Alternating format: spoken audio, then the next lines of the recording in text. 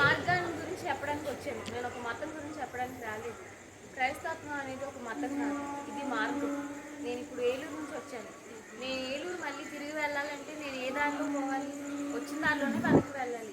అలా కాదు నేను ఇంకో దారిలో వెళ్తానంటే ఎంత దూరం వెళ్ళినా నేను ఏలూరు వెళ్ళలేను. పరలోకానికి వెళ్ళడానికి కూడా ఒకటే మార్గం ఉంది, అది యేసుక్రీస్తు ద్వారానే ఉంది. ఆయన ద్వారా మనం పరలోకం చేరాలంటే అది అసాధ్యం, అది ఇంపాసిబుల్. ఇక మీరు ఎంత ప్రయత్నించినా పరలోకం చేరరు.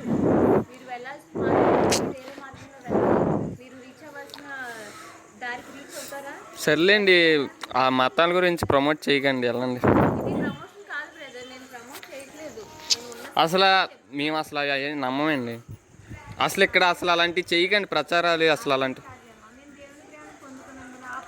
కావాలితే మీరే హిందూస్లోకి వచ్చండి, సనాతన ధర్మాన్ని పాటించండి.